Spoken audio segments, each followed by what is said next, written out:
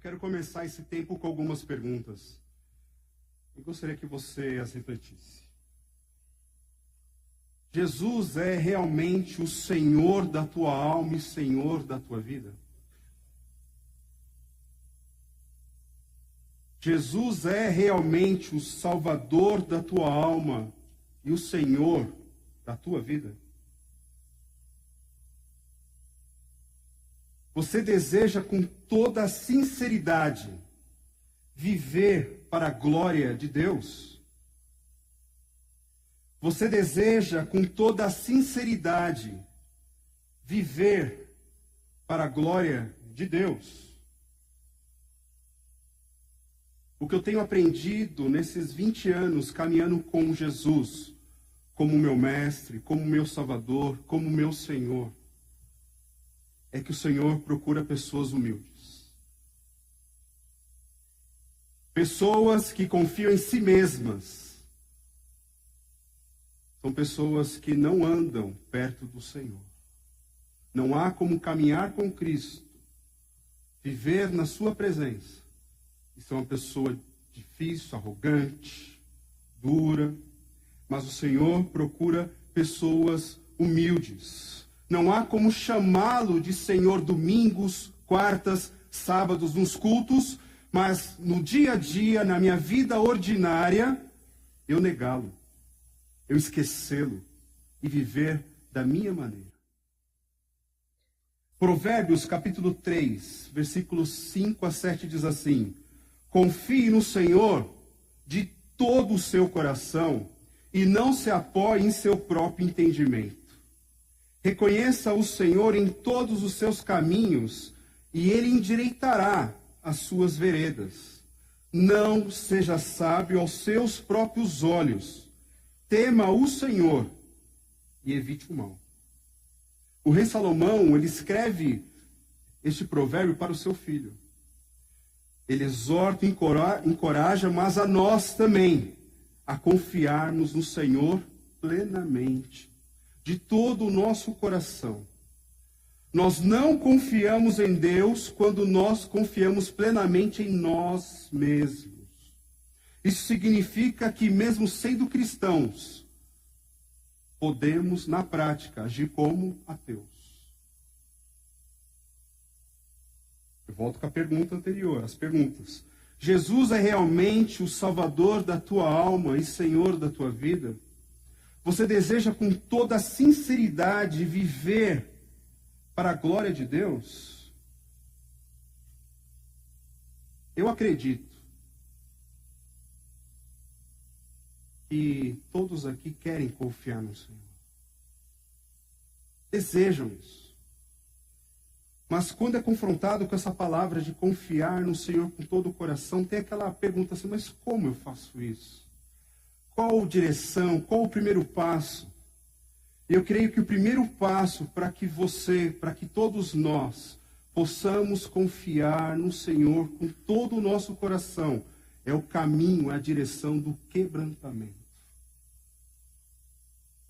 O rei Davi diz, no Salmo 51, versículo 17, os sacrifícios que agradam a Deus são um espírito quebrantado, um coração quebrantado e contrito, ó Deus, não desprezarás. Sacrifício está relacionado com tudo aquilo que Deus ordenou que o povo fizesse no culto. Deus, ele quer sacrifício. Só que ele não deseja um sacrifício, uma oferta desassociada da pessoa. Porque o Senhor, ele recebe a pessoa e recebe a sua oferta. Mas acima disso, de nós cumprirmos um papel religioso, o que o Senhor deseja com cada um de nós é um coração quebrantado, é um coração humilde. Mas o que é quebrantamento? O pastor Ivênio dos Santos diz que quebrantamento é o processo de cura espiritual, em que Deus nos traz para a sua luz e nos revela a verdade sobre nós. Verdade essa que nos é, muitas das vezes, dolorosa, pois o que descobrimos não nos agrada. Quebrantamento é o processo de cura espiritual em que Deus nos traz para a sua luz e nos revela a verdade sobre nós, verdade essa que muitas das vezes nos é dolorosa, pois o que descobrimos não nos agrada. Vamos abrir nossas Bíblias no Salmo 139. O tema dessa noite é quebrantamento.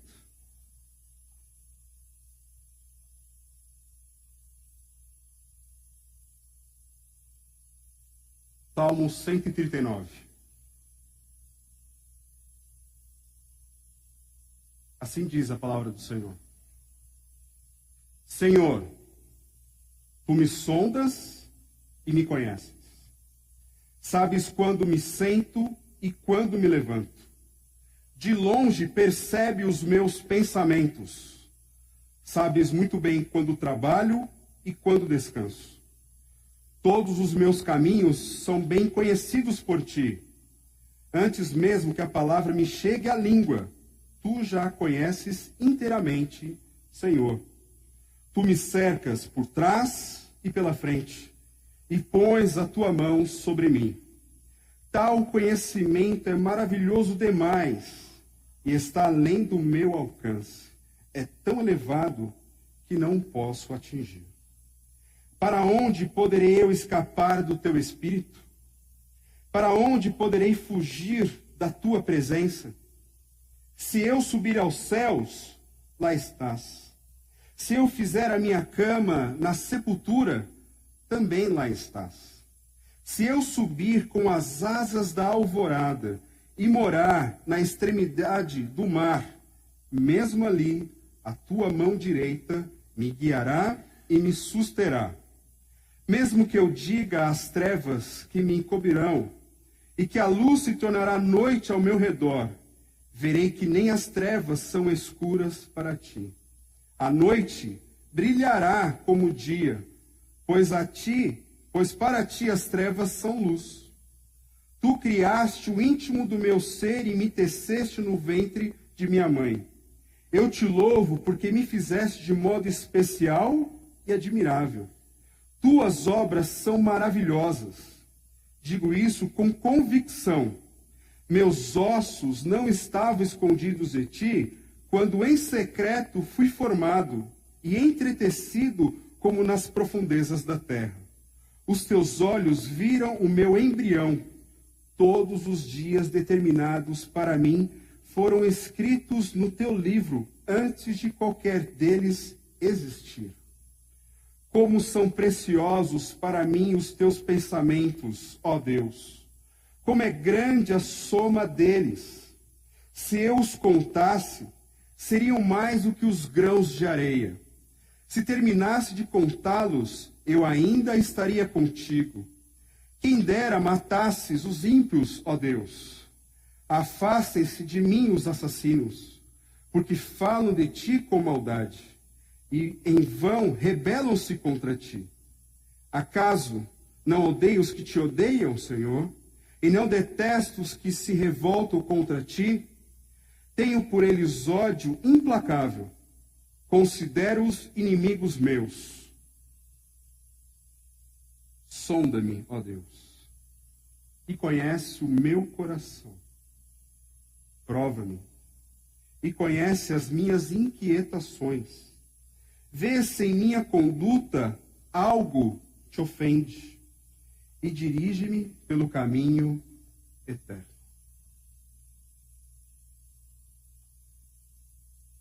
Neste lindo e belo salmo, Davi fala do incomparável poder de Deus. Dos versículos de 1 a 6, fala do poder do seu conhecimento. De 7 a 12, do poder da sua presença. De 13 a 18, do poder da sua criatividade na formação humana. De 19 a 22, do poder da sua santidade, que destruirá toda a impiedade. E dos versículos 23 e 24, o poder de revelar como estamos na sua presença. Por isso, o quebrantamento. Sonda-me, prova-me. Davi faz uma oração corajosa. Corajosa.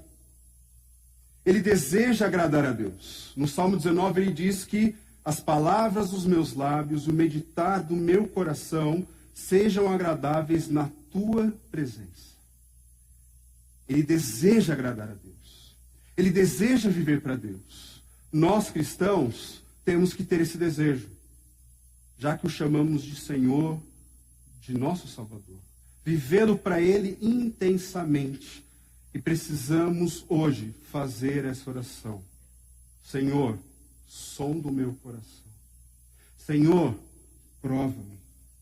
A palavra sondar e a palavra provar na língua original são palavras sinônimas. Muitas das vezes, na tradução para o português, elas são traduzidas. A palavra sondar, às vezes, é traduzida como provar e vice-versa. E outras coisas. Mas existem implicações diferentes. Essa palavra sondar, ela traz a ideia de um explorador que conhece uma região nova e está completamente disposta a conhecer todos os seus aspectos e descrevê-los. Então, quando Davi ora ao Senhor, Senhor, sonda-me, ele está pedindo para que Deus, que é detentor de todo esse poder do Salmo, que foi que ele declarou, possa olhar em seu coração. Esse é o primeiro pedido.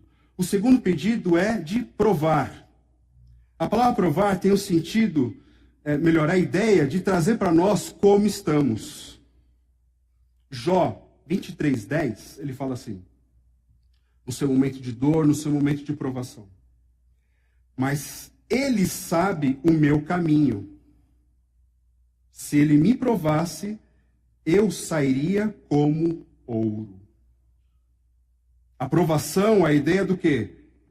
Se você pegar um metal precioso como o ouro e colocá-lo no fogo de uma maneira intensa, as impurezas elas vão para cima e aí o ourives ele consegue separar a impureza de todo aquele metal puro. O que o Senhor deseja revelar a nós, por meio das provações, é revelar como nós estamos. Porque quando a provação vem, nós nos conhecemos. Nós descobrimos como estamos. Porque quando Deus põe fogo na toca, o que sai de dentro lá são coisas ruins. Muitas das vezes nós temos um pensamento muito elevado a respeito de nós mesmos. Muito elevado. É verdade que nas águas mansas nós conseguimos nadar a contento. Mas no mar revolto é que descobrimos que nós somos incapazes de sobreviver. Deus, ele nos prova não para o nosso sofrimento, mas para lapidar e trazer a nossa confiança, a nossa consciência, que podemos confiar nele. Tem uma história que diz que um certo crente, ele foi numa ferraria. Uns tempos de ferradura, não de pneus, então um ferreiro e não um borracheiro. E chegando lá na ferraria, ele vê aquele ferreiro fazendo o seu trabalho intenso, ele com aquela tenaz, pegando uma ferradura, colocando no fogo intenso. De repente chega lá, coloca em cima da bigorna e pá, pá, pá. E ele viu aquele processo repetindo várias vezes, mas ele percebeu que muitas das vezes ele batia e ele jogava numa pilha. E aí tinha uma pilha outra menor do lado, que algumas das vezes ele colocava uma ou outra ali. E ele, curioso, chega, olha, eu observei o seu trabalho e tal, mas por que você faz essa separação? Você joga aquela, que tem uma pilha muito maior, tem várias ferraduras aqui, mas aqui tem um número menor. Ele falou, é o seguinte, eu coloco a ferradura no fogo, quando ele fica incandescente, eu coloco na bigorna e malho. Se ela é moldável, se ela é flexível para o meu trabalho, eu coloco nas pilhas dos moldáveis. Mas se ela é dura e resistente, eu coloco na pilha dos dispensáveis. A pilha maior, a pilha dos moldáveis. Aquilo que é útil, vai ser útil para ele. E a pilha menor, a pilha das ferraduras inúteis, dos dispensáveis. E aquele jovem crente saiu da ferraria com o seu coração pegando fogo, com uma grande impressão de Deus, e ele fez a seguinte oração: Senhor, prova-me o quanto quiseres, mas nunca me atire na pilha dos dispensáveis, pois eu quero viver para a tua glória. Essa é a sua oração? Quem é que vai para a pilha dos dispensáveis? Os duros, os resistentes. E para a pilha dos moldáveis? Os humildes, os contritos, os quebrantados. Por isso que no Salmo, Davi, ele fala dessa grandeza de Deus, porque somente Deus o conhece por completo. E ele sabe que somente na aprovação que ele vai conhecer o seu estado. Eu quero trabalhar com dois personagens com vocês. Dois personagens, as suas histórias, que vai trazer à luz o coração deles, quem sabe o nosso. Abram suas Bíblias no livro de Ruth, Antigo Testamento. Nós vamos ler o capítulo 1, dos versículos 1 até o 6. Então, Ruth, capítulo 1, dos versículos 1 a 6.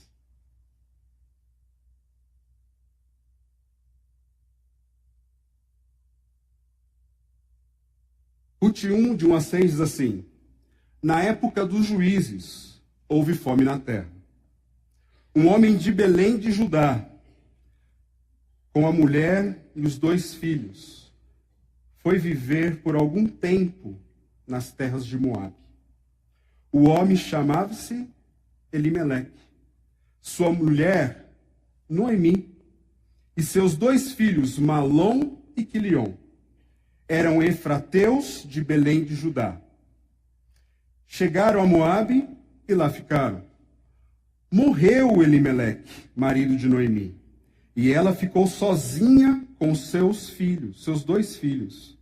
Eles se casaram com mulheres moabitas, uma chamada Orfa e a outra Ruth. Depois de terem morado lá por quase 10 anos, morreram também Malom e Quilion. E Noemi ficou sozinha, sem os seus 2 filhos e sem o seu marido.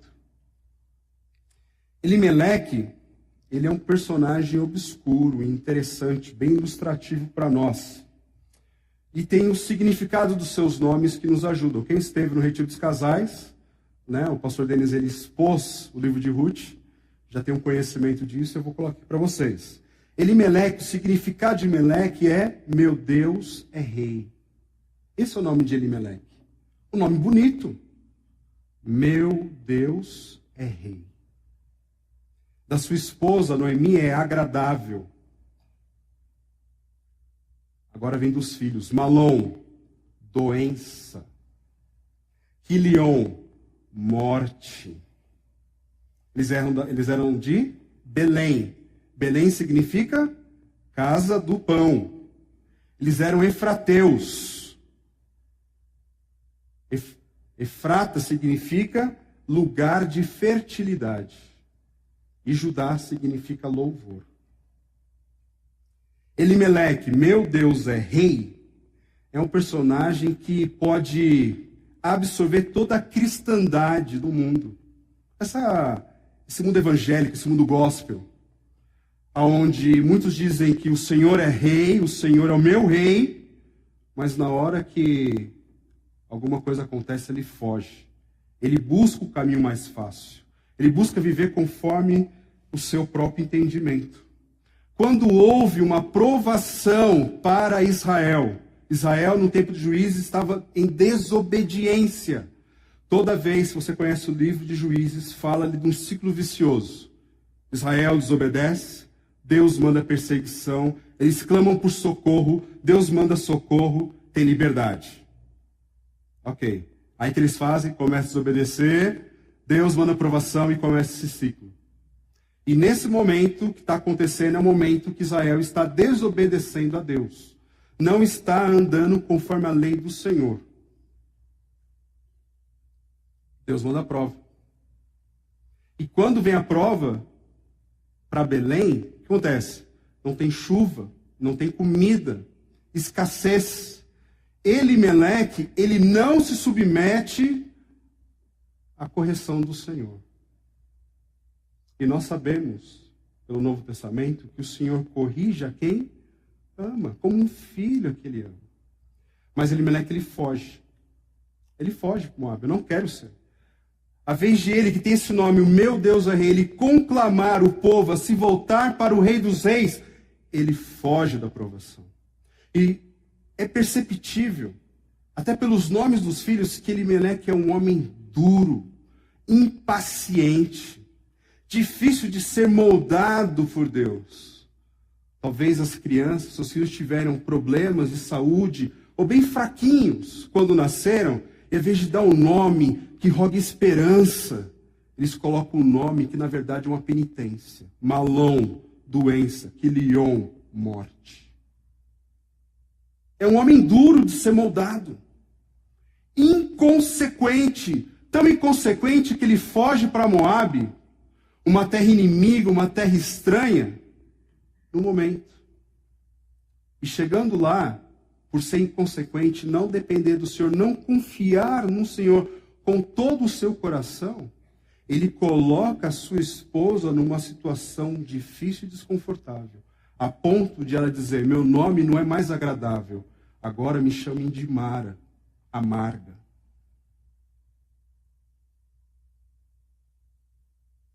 Alguém já disse que no calor intenso do sol, o gelo derrete e o barro endurece.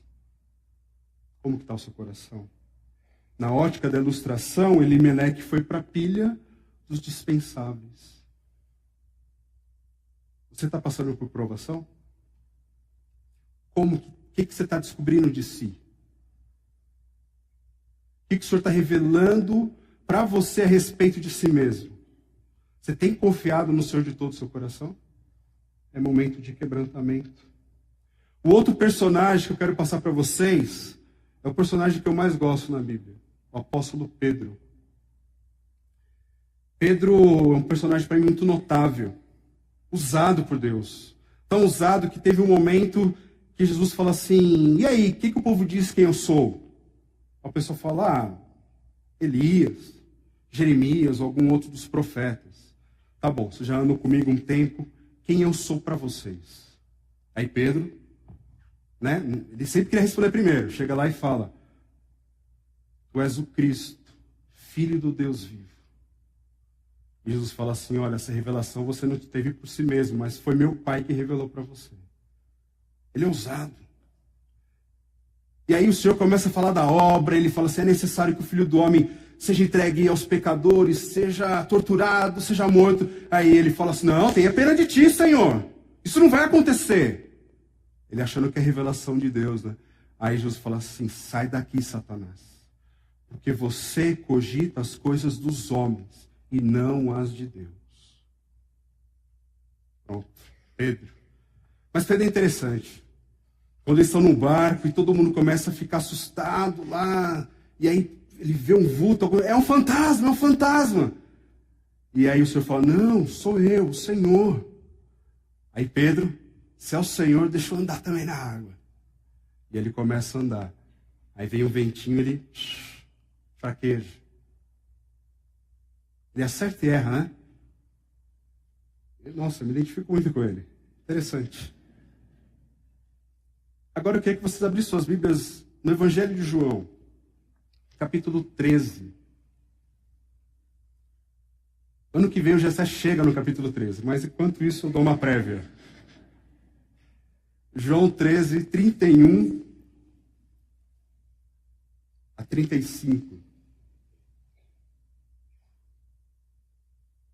Noite da ceia, a última ceia do Senhor com os seus discípulos, um momento tenso. Em determinado momento da ceia, Jesus diz assim: ainda esta noite, todos vocês me abandonarão. Pois está escrito: ferirei o pastor e as ovelhas do rebanho serão dispersas. Mas depois de ressuscitar, irei adiante de vocês para a Galileia. Quem é que responde? Pedro. Ainda que todos te abandonem, eu nunca te abandonarei. Respondeu Jesus: asseguro-lhe que ainda esta noite, antes que o galo cante, 3 vezes você me negará. Mas Pedro declarou: mesmo que seja preciso que eu morra contigo, nunca te negarei. E todos os outros discípulos disseram o mesmo.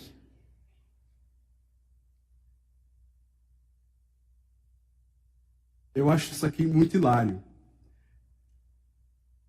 Dentro do contexto da carta de João, no capítulo 6, nós vimos o pastor Jessé falar, que quando todos os discípulos começam a abandonar, o Senhor fala assim: vocês vão também? Quem é que levanta para falar? Pedro. O que Pedro fala?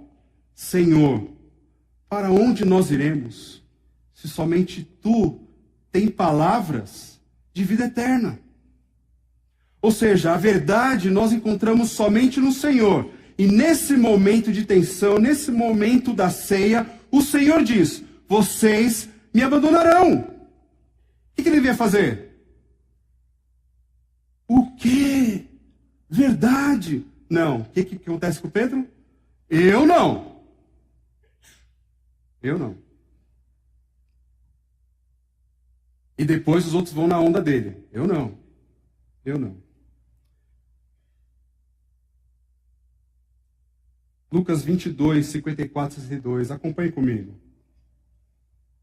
Então prenderam Jesus. Jesus foi preso naquela noite. Levaram para a casa do sumo sacerdote. Pedro seguia, foi o único que seguiu à distância. Mas quando acenderam o fogo no meio do pátio e se sentaram ao redor dele, Pedro sentou-se com eles. Uma criada o viu sentado ali à luz do fogo, olhou fixamente para ele e disse: este homem estava com ele. Jesus está perto ali, viu? Estava com ele. Mas Pedro negou: mulher, não conheço. Mas eu acredito que ele falou assim: mulher, eu não conheço. Jesus estava perto. Não conheço. Pouco depois, um homem o viu e disse: você também é um deles. Homem, não sou. Respondeu Pedro. Cerca de 1 hora mais tarde, outro afirmou: certamente este homem estava com ele, pois é galileu. Pedro respondeu: homem, não sei do que você está falando. Falava ele ainda, quando o galo cantou. O Senhor Jesus voltou-se e olhou diretamente para Pedro. Eles trocaram olhares. E ele lembrou que o Senhor lhe tinha dito: antes que o galo cante, hoje, você me negará 3 vezes. Saindo dali, chorou amargamente. Pedro é um camarada cheio de si, sempre respondendo.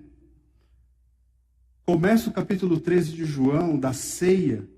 Existe aquele momento onde alguém esqueceu de trazer uma pessoa humilde para poder lavar os pés, fazer a cerimônia da purificação para aquele momento importante. Eu tenho certeza que houve troca de olhares. E Pedro, como é um impulsivo, no mínimo ele jogou assim para João: lava o pé você. João: eu não. E aí fez para todos? Ninguém fez. Ninguém. Aquele gesto de humildade, não. E aí eles começam, vocês não percebem que Jesus saiu daquela sala e volta. E quando ele volta, ele fala: dá o pé. E aí quem é que fica indignado? Pedro. Por quê? Porque ela é uma função de uma pessoa humilde. Eles sabem que Jesus é o Rei dos Reis. Alguns dias antes, Jesus chegou a Jerusalém e todos conclamaram: salve o Rei! Bendito aquele que vem em nome do Senhor. Pedro falou: não. Aí chega, né? Aí quando chega ele falou, meu pé só não lava não. Jesus falou assim, olha Pedro, se você não deixar lavar o seu pé, você não anda mais comigo, você não é mais meu discípulo. Ah, senhor, então lava o pé, lava a cabeça, lava as mãos, lava tudo. Não, só é necessário os pés. Ali naquele momento. E depois ele chega todo impulsivo, não, eu jamais vou negar. Sabe o que aconteceu com Pedro quando houve aquela troca de olhares? Eu não creio que aquela troca de olhares de Jesus com Pedro foi uma troca de olhares assim, eu te disse. Eu estou decepcionado com você. Mas eu creio que aquela troca de olhares é mais assim, Pedro, está vendo quem você é? Quando você foi provado, olha o que saiu do seu coração. Olha quem foi revelado. É por esse Pedro que eu vou morrer. É por esse Pedro que eu vou ressuscitar. E é por esse Pedro que nós vamos nos encontrar mais tarde. Porque eu quero dar uma nova vida para você, Pedro. Eu quero dar uma nova vida para todos. Todos aqueles que crerem de todo o coração. Se a história parasse aqui, ele continuaria, Pedro, na pilha dos dispensáveis. Mas a história não para aqui. Porque o nosso Salvador, ele morreu, mas ele triunfou sobre a morte. E está vivo. E se faz presente aqui. E agora nós temos que olhar para esse quebrantamento de Pedro. Porque Pedro, ele foi quebrantado. Ele se conheceu e, quando ele se conhece, ele chora amargamente. Não existe mais desculpas.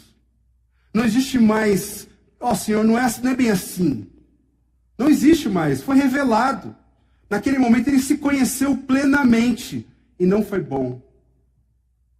Deus tem provado você está passando por provações. A afirmação sua hoje seria como a de Jó. Que Jó fala, olha, se o Senhor me provar, vai achar ouro. O que o Senhor tem achado aí? Mas o quebrantamento de Pedro está eu queria que vocês abrissem a Bíblia. Lá no final de João, capítulo 21, outra prévia para vocês. João 21, de 15 a 19.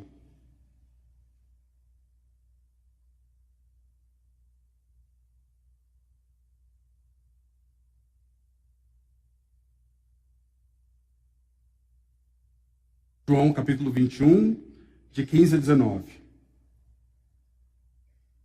Qual é o contexto aqui? Eles estão na Galileia. Quando Jesus ressuscitou, ele se encontrou, primeiro quem achou foi mulher, Maria Madalena, encontrou, voltou correndo e falou, olha, o mestre ressuscitou. Pedro, impossível, sai correndo, chega lá, não tem ninguém no túmulo. Os anjos falam, Jesus, tudo mais.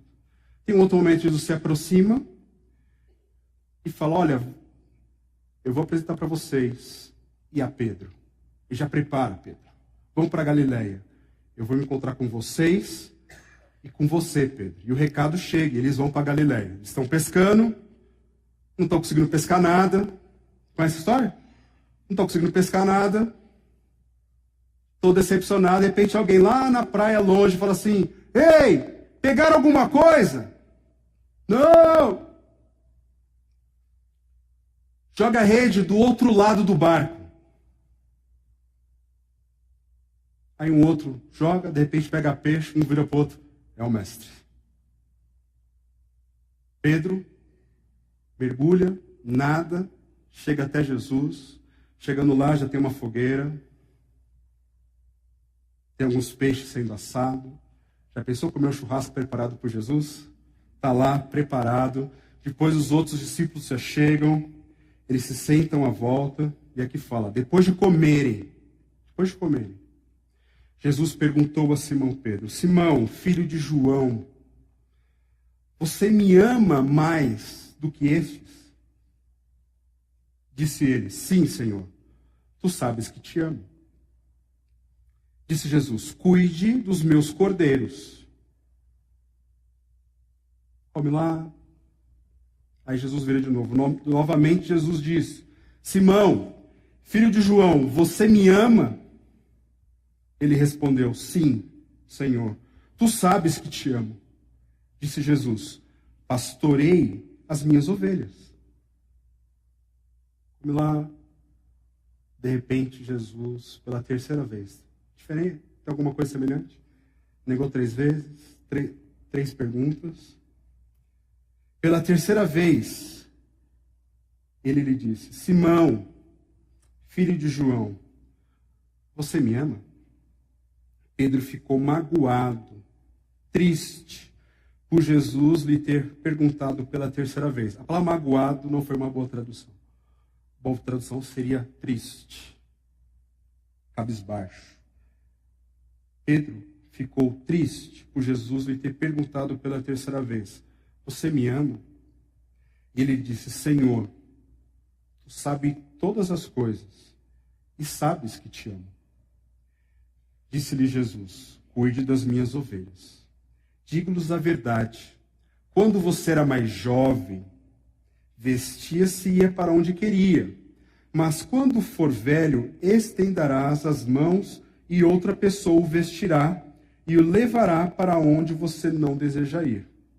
Jesus disse isso para indicar o tipo de morte com a qual Pedro iria glorificar a Deus. E então lhe disse: siga-me. Sabe o que é legal aqui?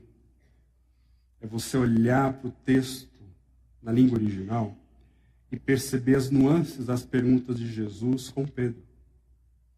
A primeira pergunta, se for traduzir literalmente, seria mais assim: Pedro, você me ama incondicionalmente? Pedro fala assim: Senhor, eu gosto de você.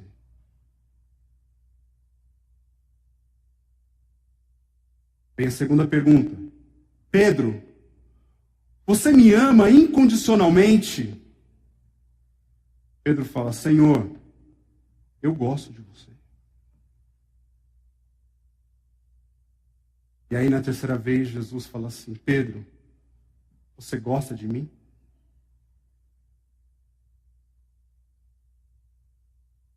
Ele fala: Senhor, o Senhor sabe que eu gosto de você. O Senhor sabe todas as coisas. O coração de Pedro está quebrado porque agora ele sabe quem ele é. Ele sabe das suas limitações. Ele se apresenta diante do seu mestre humilde, quebrado, contrito.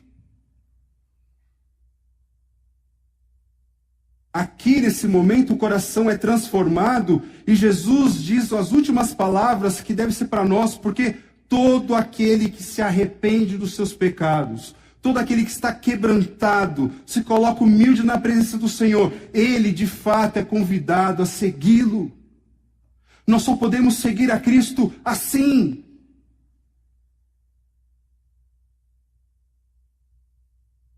Quando estamos quebrados.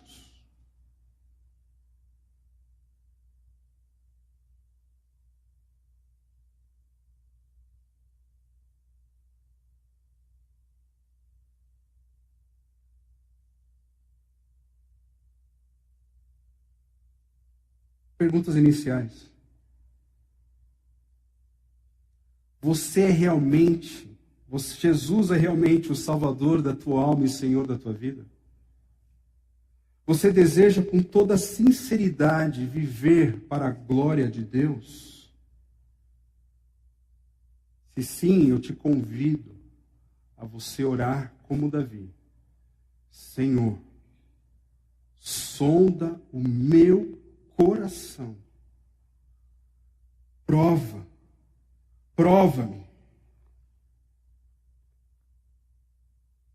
Prova-me. E conhece as minhas inquietações. Veja se em mim algo na minha conduta te ofende. E guia-me, dirija-me pelo caminho eterno. Eu termino com vocês trazendo à nossa memória a crucificação do Senhor. O Senhor está ali agonizando, toda a culpa está sobre ele. E existem, nos seus lados, esquerdo e direito, 2 ladrões, sendo crucificados, sofrendo a culpa que lhes cabia. E um vira e fala assim: se o Senhor é quem dizer, salva a ti e salva-nos. Mas o outro fala assim: você não teme a Deus? Nós merecemos estar aqui. Mas ele é inocente. E naquele momento ele fala: Senhor, quando entrares no teu reino, lembra-te de mim. Jesus fala assim: hoje mesmo você estará comigo no paraíso. Aqueles 2 corações sendo provados, a última provação das suas vidas. Teve um que continuou duro, dispensável, mas teve um outro que nesse momento ele se colocou humilde, contrito e quebrantado.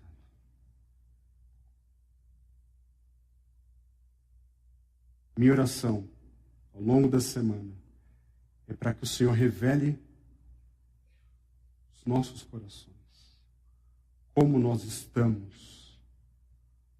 Se hoje, de repente, nós nos encontrarmos na pilha dos dispensáveis, lembra que a nossa história não acabou.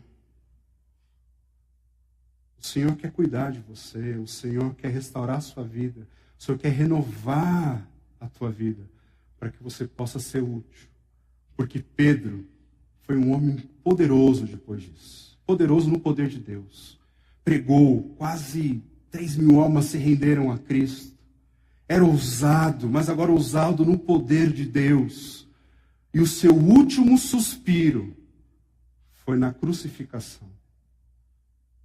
Ele foi crucificado. E ele disse, quando foi crucificado: por favor, não me coloque na mesma posição do meu mestre. Assim diz a história cristã. Não me coloque na mesma posição do meu mestre, porque eu não sou digno de morrer como o meu mestre morreu. E aí colocam ele de ponta cabeça. E naquele momento que ele está de ponta cabeça, ele consegue contemplar aonde para sempre ele irá viver, nos céus. Coloque-se em pé. Vamos orar.